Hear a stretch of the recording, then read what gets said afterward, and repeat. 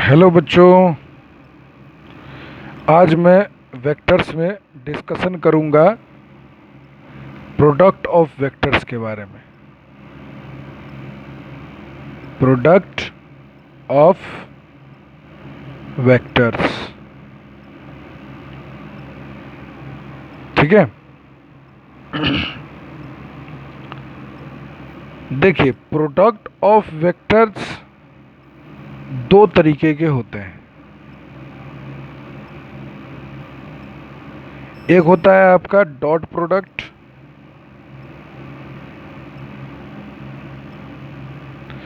और एक होता है आपका क्रॉस प्रोडक्ट।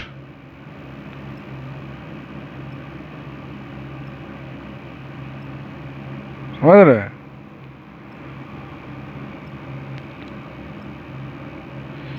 जैसे आपको प्लस माइनस ऑफ वेक्टर्स हमने बता दिया रिजल्टेंट में, उसी तरह मल्टीप्लिकेशन कह लो या प्रोडक्ट कर लो, वेक्टर्स में दो तरीके के होते हैं, ठीक है। तो डॉट प्रोडक्ट का जो है सो एक और नाम है जिसको हम लोग स्केलर प्रोडक्ट भी कहते हैं। स्केलर प्रोडक्ट इसको क्यों बोलते हैं? इसीलिए बोलते हैं स्केलर प्रोडक्ट क्योंकि आउटपुट जो होता है डॉट प्रोडक्ट का, माने जो आंसर आता है डॉट प्रोडक्ट का, वो एक स्केलर क्वांटिटी होता है। और क्रॉस प्रोडक्ट को हम लोग वेक्टर प्रोडक्ट भी कहते हैं।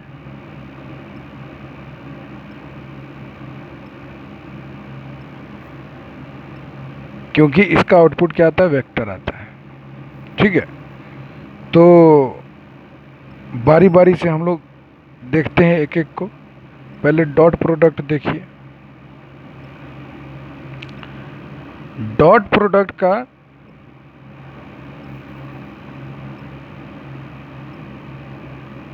रिप्रेजेंटेशन इस तरह से होता है, जैसे दो वेक्टर का आपको डॉट प्रोडक्ट करना है तो आप नाम से ही स्पष्ट हो रहा है डॉट लगाना है। तो दो वेक्टर के बीच में देखोगे ये साइन समझ लेना डॉट प्रोडक्ट। इसका फॉर्मूला होता है ए का मैग्नीट्यूड बी का मैग्नीट्यूड कॉस थीटा। समझ रहे हैं? यहाँ पर थीटा क्या है? Angle between A vector and B vector. A vector और बी वेक्टर के बीच का एंगल है थीटा। तो ये फॉर्मूला होता है डॉट प्रोडक्ट का, ठीक है। अब देख रहे हो राइट साइड में आपको कहीं भी डायरेक्शन का कोई कॉन्सेप्ट नहीं दिख रहा है, तो डायरेक्शन नहीं है मतलब स्केलर है। और डॉट प्रोडक्ट आपको क्योंकि स्केलर दे रहा है इसीलिए इसका नाम स्केलर प्रोडक्ट भी रखा गया है। समझ रहे हैं? यही होता है डॉट प्रोडक्ट का मतलब। सिंपल सा लॉजिक, ठीक है। अब देखिए डॉट प्रोडक्ट का एप्लीकेशन जो है वो बड़ा इंपॉर्टेंट है। इसका एक बहुत इंपॉर्टेंट एप्लीकेशन है कि इसके हेल्प से आप एंगल निकाल सकते हैं। किसी दो वेक्टर के बीच में अगर एंगल पूछेगा तो आप बड़े आराम से निकाल सकते हैं। जैसे इसी में से हम लोग एक फॉर्मूला ले लेंगे। देखिए ए बी कॉस थीटा बराबर क्या है हमारे पास? ए डॉट बी, है कि नहीं? अब यहाँ से हम लोग अगर कॉस थीटा की वैल्यू निकाले तो क्या कर सकते हैं? ए डॉट बी और नीचे में जो है सो ए का मैग्नीट्यूड बी का मैग्नीट्यूड। समझ रहे हैं? और थीटा निकालना है तो क्या करेंगे? कॉस को उधर भेज देंगे। Cos inverse A vector dot B vector upon A B. तो इस फॉर्मूला से आप एंगल निकाल सकते हो। ये डॉट प्रोडक्ट का बहुत बड़ा एप्लीकेशन है। एंगल निकालने का काम इसे हम लोग कर सकते हैं। समझ रहे हैं? अब आप देखिए मैं एक एग्जांपल बताता हूँ कि कैसे हम लोग एंगल निकाल सकते हैं डॉट प्रोडक्ट के हेल्प से।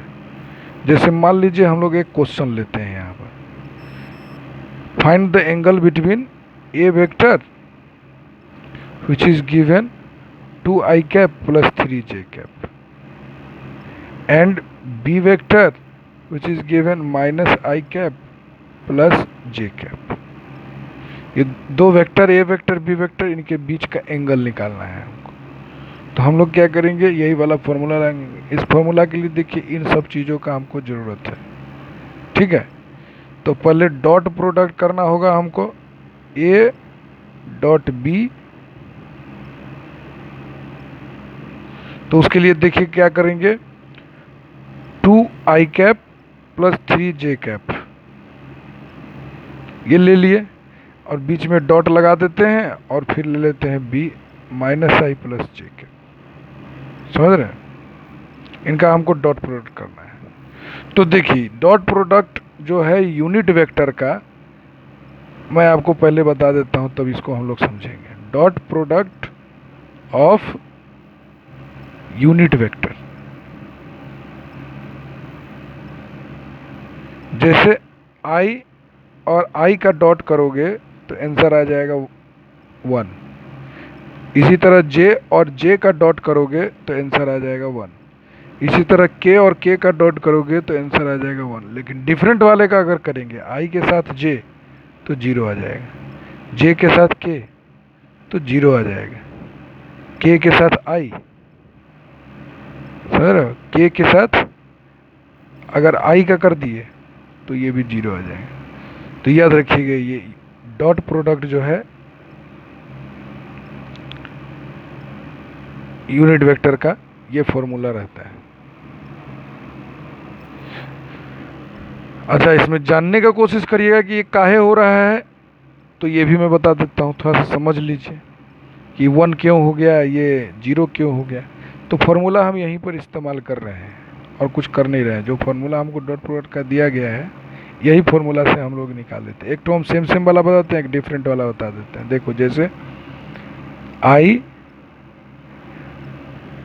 और i का जब हम डॉट प्रोडक्ट करेंगे तो क्या लेंगे, i का मैग्नीट्यूड फिर i का मैग्नीट्यूड और दोनों वेक्टर i है, माने दोनों x एक्सिस है, तो दोनों x एक्सिस का मतलब क्या हो गया, एंगल 0 डिग्री, तो cos 0 डिग्री।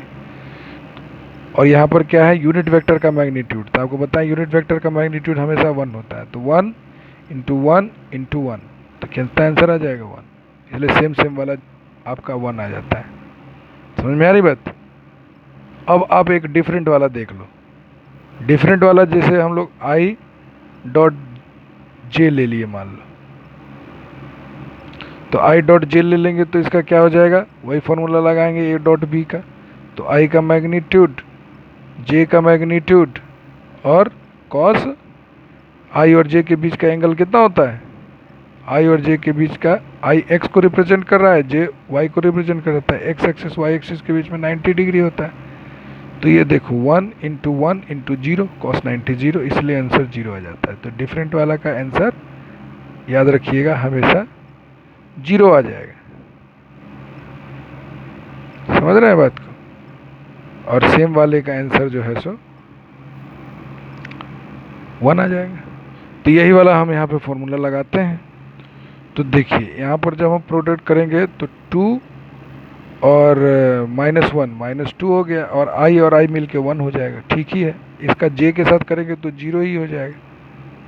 फिर अब इसका करिए तो देखिए 3 इंटू -1 -3 और j i का करेंगे तो फिर से 1 ही रहेगा। इसका सॉरी j और i का करेंगे तो 0 हो जाएगा ना, यहाँ पर 0 हो जाएगा। और यहाँ देखिए 3 इंटू 1 3 और j इंटू j करेंगे तो 1 रह जाएगा। तो ये दोनों बीच में 0 हो गया, तो इसको हटा दीजिए, ये हो गया -2 प्लस 3, ये हो जाएगा 1। डॉट प्रोडक्ट हो गया। अब हमको क्या चाहिए, ए का मैग्नीट्यूड बी का मैग्नीट्यूड चाहिए। तो देखिए magnitude of the position vector निकालना आपको हम सिखाए हैं। क्या करते हैं, रूट ले लेते हैं और वेक्टर के कोफिशिएंट्स का स्क्वायर कर देते हैं। तो 2 का स्क्वायर 3 का स्क्वायर, तो ये हो गया 4, ये हो गया 9, ये हो गया √13। समझ में आ गया बात। अब आपको बी वेक्टर का ले लेना है मैग्नीट्यूड, तो बी वेक्टर का मैग्नीट्यूड लीजिएगा तो क्या करेंगे, -1 का स्क्वायर प्लस 1 का स्क्वायर, तो -1 का स्क्वायर 1 ही होता है, इसका 1 ही होता है, तो ये आ जाएगा √2। देखिए सारी वैल्यू, इसी को हम लोग ए भी बोलते हैं सर, इसी को हम लोग बी भी बोलते हैं, आपको पता है मैग्नीट्यूड को रिप्रेजेंट करने का तरीका होता है ये सब। अब क्या करना है, इन दोनों के बीच का हमको एंगल निकालना था, यही तो हमारा क्वेश्चन था, तो फॉर्मूला यही लगा देंगे हम। अब इन सब की ज़रूरत थी इसलिए मैंने पहले निकाल लिया था। Theta is equal to cos inverse, अब देखिए ए डॉट भी हम लोग निकाल चुके हैं, 1 आया है, और ए की वैल्यू √13 और इसकी वैल्यू √2, तो थीटा इज इक्वल टू हो गया कॉस इनवर्स 1 अपॉन, इन दोनों को एक साथ मल्टीप्लाई कर देंगे तो 26, यही इसका आंसर हो गया। ठीक है, बस इसी लेवल में इसको छोड़ देना है। कहोगे कि सर ये डिग्री में आया या रेडियन में नहीं आया ये, तो इसको आपको इसी लेवल में छोड़ देना है, ठीक है ना, क्योंकि इसको सॉल्व करने का आपको कोई मेथड अवेलेबल नहीं कराया गया है। इसके दो मेथड होते हैं, या तो एक ट्रिग्नोमेट्रिक टेबल होता है या तो कैलकुलेटर होता है, साइंटिफिक कैलकुलेटर। तो आपको ना साइंटिफिक कैलकुलेटर दिया हुआ है ना लॉग ट्रिग्नोमेट्रिक टेबल दिया हुआ है, तो दोनों नहीं दिया हुआ तो कैसे निकालिएगा इसको, समझ में आ रही बात। इसीलिए इसको एकदम आराम से इसी तरह छोड़ देना है। क्वेश्चन में हो सकता है कि वैल्यू दिया हो, तो जो वैल्यू दिया रहेगा वो वैल्यू पुट कर लेंगे, आंसर निकल जाएगा। ठीक है सर, ये सब तो सिंपल बात है, कोई बहुत बड़ा इशू नहीं है। कहने का मतलब है कि इस तरह से आप एंगल निकाल सकते हो। तो ये डॉट प्रोडक्ट का एप्लीकेशन है। तो यहाँ पर देखिए मैंने आपको दो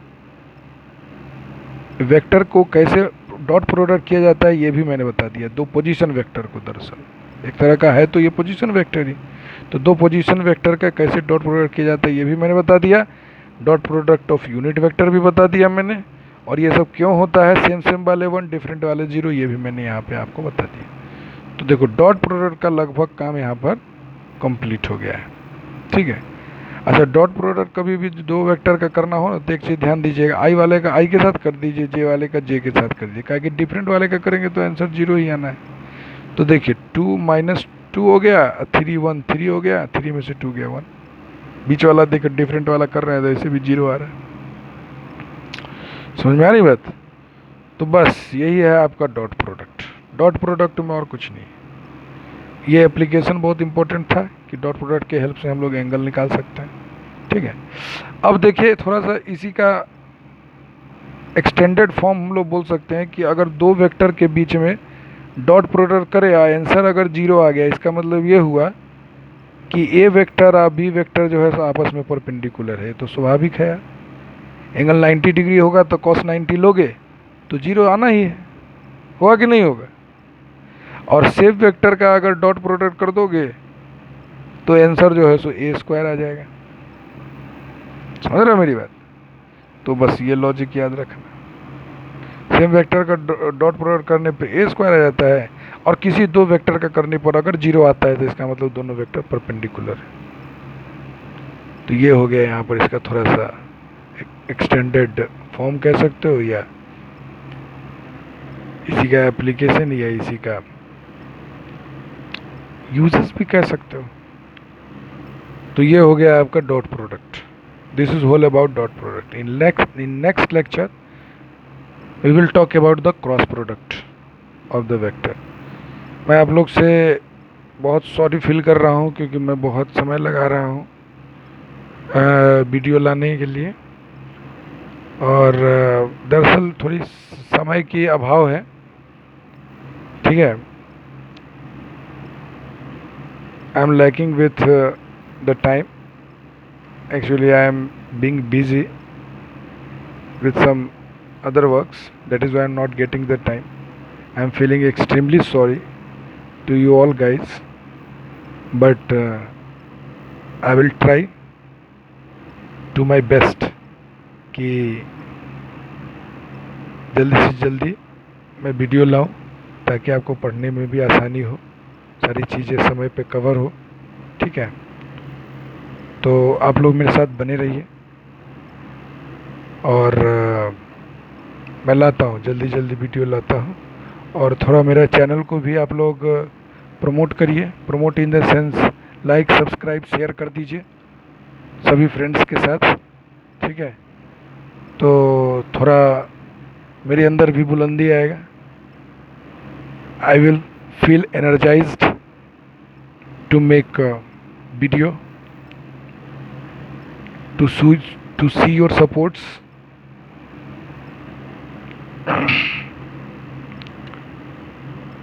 ठीक है, तो ठीक है, फिर मिलते हैं नेक्स्ट लेक्चर में with cross product of the vectors. अब वेक्टर्स में देखिए ज़्यादा कुछ बचा नहीं है, प्रोडक्ट ऑफ वेक्टर बता दें, फिर आपका बच गया थोड़े मोटे टॉपिक्स बचे हैं, जैसे लामिज थ्योरम बच गया, थोड़ा प्रोजेक्शन के बारे में बता देंगे, ऐसे प्रोजेक्शन रिजोल्यूशन से ही रिलेटेड है बट उसके बारे में भी थोड़ा बता देंगे, और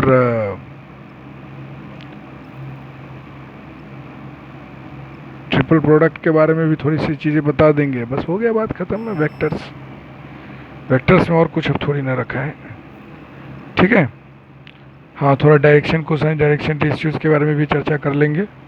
तो है 3-4 टॉपिक, ठीक है, तो उसको हम लोग जो है सो करते हैं। तो ठीक है, फिर मिलते हैं आपसे नेक्स्ट लेक्चर में।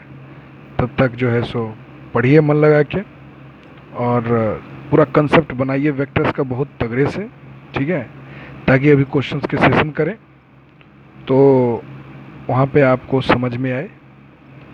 और क्वेश्चंस जो हमारे रहेंगे वो केवल आईआईटी में आए हुए क्वेश्चंस रहेंगे, ताकि हम लोग उन चीज़ों को समझें, देखें कि क्या लेवल है, हम लोग ने कंसेप्ट बनाया उसका यूटिलाइजेशन हो रहा है कि नहीं हो रहा है, ठीक है। और ठीक है, करते हैं कंटिन्यू। बस मैं यही कोशिश करूँगा कि जल्दी से जल्दी वीडियो लाइक करूँ आप लोगों के लिए, ठीक है। तो पढ़िए, मिलते हैं आप लोगों से नेक्स्ट लेक्चर में। ओके।